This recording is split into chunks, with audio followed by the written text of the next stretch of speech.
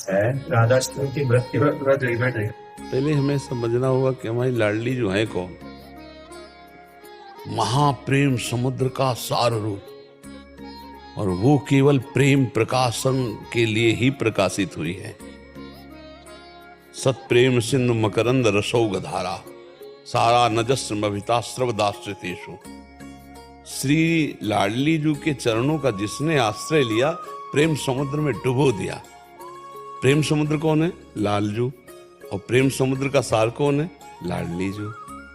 लाडली जू का सबसे बड़ा व्रत है प्रेम, जिससे आधीन किए हुए हैं लालजू को।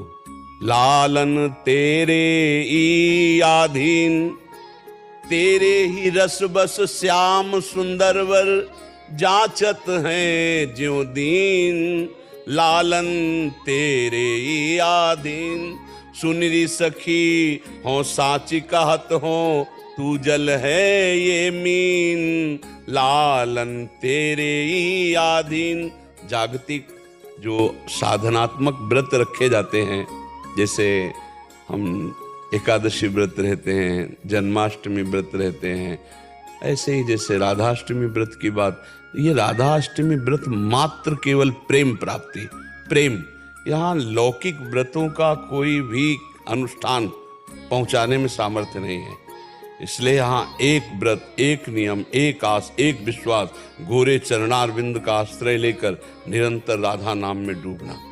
इसके आगे हम कुछ नहीं। ज्ञान धर्म व्रत कर्म जिते सब, काहो में नहीं मोय प्रतीति। ज्ञान धर्म व्रत कर्म जिते सब, काहो में नहीं मोय प्रतीत। रसिक अनन्य निशान बजायो, एक श्याम श्यामा पद प्रीति। श्री हरिवंश चरण निज सेवक, बिचले नहीं छाणी रस रीति। 24 घंटे के व्रत से प्रेम की प्राप्ति नहीं होती। एक 24 घंटे का व्रत रह ले, उससे प्रेम की प्राप्ति नहीं होती। एक भी वृत्ति हमारी लाडली जो से अलग न जाए, इससे प्रेम की प्राप्ति होती है। राधा राधा राधा। एक क्षण भी गोरे चरणारविंद का चिंतन न छूटे, एक भी क्षण लाडली जू का भरोसा ना, हमारे माई श्यामा जू को राज भरोसा ना छूटे। मेरी महारानी श्री राधा रानी, हम इसी व्रत की महानता समझते हैं, जो आजीवन एक व्रत एक भरोसा एक, उसके हृदय देश में किशोरी जू का प्रादुर्भाव हो जाता। श्री राधिका इस व्रत में हृदय के निकुंज, नारायण या गौर श्याम को हृदय निकुंज बसाइए। वृषभानु भवन में जो प्रकट हुई, उनके लिए जो व्रत की बातें हैं तो साधारण ग्रंथों में भी वर्णन है, लेकिन असाधारण जब हमारे इस हृदय रूपी कुंज में लाडली जू का प्रादुर्भाव हो, तब हम समझ पाएंगे कि हमारी प्रियाजू क्या है। जो वैदग्ध्य सिंधु अनुराग रसैक सिंधु, वात्सल्य सिंधु रति सांद कृपैक सिंधु, लावण्य सिंधु रमृत छवि रूप सिंधु। श्री राधिका स्फुरत में हृदय केल सिंधु, मेरे हृदय रूपी सिंधु में मेरी महारानी जो प्रकाशित, इसके लिए प्रेम व्रत है। आंसुओं से भिंगो भिंगो कर राधा नाम जपना, और जो मिल जाए ब्रजवासियों की टूक उदर में डाल लेना। लाडली हा प्रिया हा किशोरी, इस व्रत से प्रियाजू की प्राप्ति होती है। और लौकिक व्रतों में तो प्यारे जू के जन्म के उत्सव मनाते ही हैं, उनको प्रायः सब जानते ही हैं। व्रत जो है अनन्य व्रत रखकर उनके चरणारविंद में, और पूरे जीवन की एक एक वृत्ति, एक एक श्वास, एक एक मिनट उनके चरणों में समर्पित कर देना, इसी से प्यारे जू की प्राप्ति होती है। अब जैसे कोई जन्माष्टमी में ऐसे रहते हैं, भूखे रहे 12 बजे, और 12 बजे के बाद इतने पकवान, इतनी वस्तुएं पाले, बोले हमारा व्रत हो गया। हम इन व्रतों का कोई खास महत्व नहीं रखते हैं। थोड़ी सी भूख रखे तो भोजन की चिंतन वृत्ति रही, बाद में भोजन पा लिया, मान लिया श्री कृष्ण का हम व्रत रह गए, जन्माष्टमी या राधाष्टमी का हम व्रत रह गए। ये व्रत तो ये है कि वो तड़पन, वो भूख, वो प्यास प्रतिपल बढ़ती जाए प्यारे जू के दर्शन की, प्यारे जू के मिलन की, और हम अपने देह भाव का विस्मरण करके उनकी किंकिरी मंजरी सहचरी दासी बनकर उनकी सेवा में, ये हमें व्रत समझ में आया है। आठों पहर उनके चिंतन में डूबना। और व्रतों में जो श्री जी के व्रतों में तो साधारण व्रतों का तो सब कोई जानता है कि भाई दूध फल आदि का आहार करके, और हम लाडली लाल के लिए एक दिन रहे, इसका हमें कोई खास महत्व नहीं। एक रोटी ब्रजवासी की खा लो और पूरे दिन रोते हुए किसी कुंज में बैठ के राधा राधा जपो, इससे बड़ा कोई व्रत नहीं। हमारी जो पकड़ आई है कि कूटू का पूड़ी, सिंघाड़ा का हलवा, ये हमारी श्री जी के प्रसन्नता के हेतु तो नहीं होंगे। श्री जी की प्रसन्नता के हेतु होगा जब हमारे आंसू बहते रहें और श्यामा हा प्यारी हा लाडली, जैसे भवन में आप वृषभानु की प्रकाशित हुई, ऐसे मेरे हृदय रूपी भवन में प्रकाशित हो। महारानी अब जिया नहीं जा रहा आपके बिना। हमें कुछ ऐसा लगता है कि इसी व्रत से जीव का परम कल्याण होता है। शारीरिक, मानसिक और स्वाभाविक हमारी एक एक प्रवृत्ति श्यामा श्याम में चली जाए, यही सब शास्त्र का स्वाध्याय, सब साधना, सब व्रतों का फल है।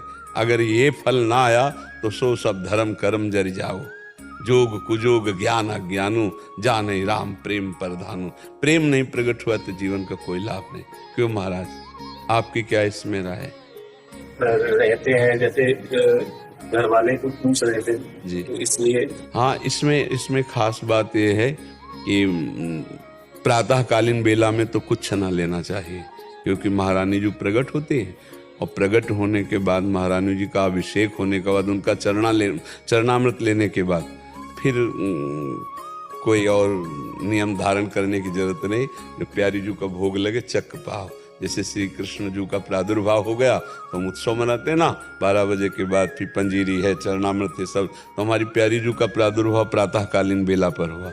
4 बजे जब यमुना जी गए तो वहीं से एक नील कमल मिला और उस कमल को एक दिव्य आकर्षण, एक दिव्य बेशुद्ध होते हुए वृषभानु जी आए और कीर्तिजा की गोद में जे हुई तो माता कीर्तिजा को ऐसा लगा मेरे गर्भ से कन्या प्रकट हुई, जबकि वो लाडली जी उसी नील कमल से प्रकाशित हुई, स्वर्ण कांति एकदम।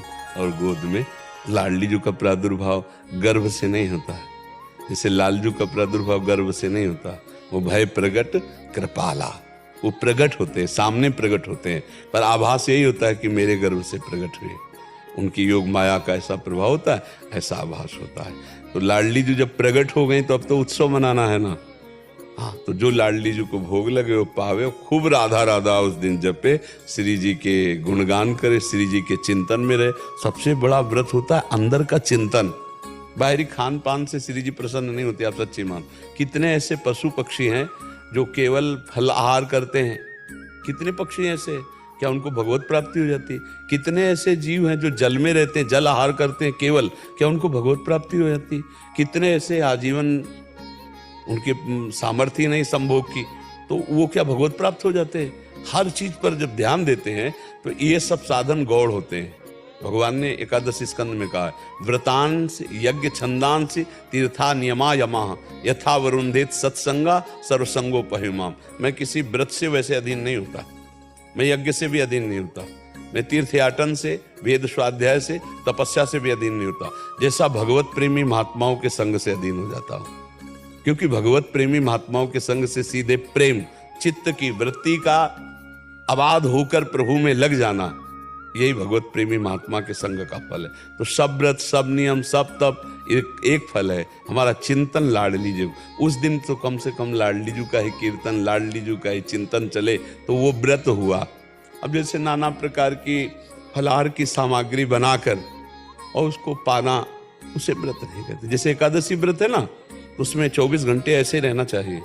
एक बार जल और थोड़ा सा कुछ ले ले फल, नहीं तो जल से काम चला ले, मर थोड़ी जाएगा एक दिन में।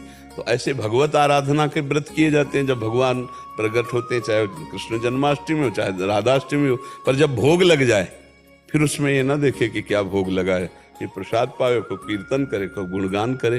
क्योंकि हमारी प्यारी जी का तो प्रातःकाल ही प्रादुर्भाव हो जाता है।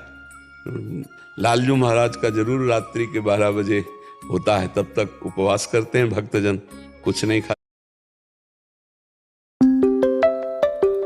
का अभिषेक, चरणामृत, पंजीरी, जो प्रसाद मिले उसे पाके फिर कीर्तन करना चाहिए, रात्रि भर जगना चाहिए।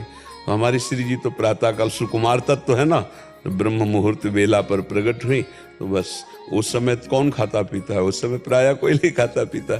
फिर इसके बाद जब अभिषेक हो जाए तो फिर चरणामृत लेके फिर लाडली का भोग लगावे आनंद से। और अगर ऐसा विधान करे कि भाई आज हमें नहीं पाना है तो फिर चरणामृत पी के ही रह जाए, दूसरे दिन फिर भोग लगा के पावे, ऐसा भाव कर ले। ऐसा ही कर रहे हैं हम सप्तमी की शाम से नवमी को बोलते हैं। हाँ, तो ऐसा कर लेना चाहिए।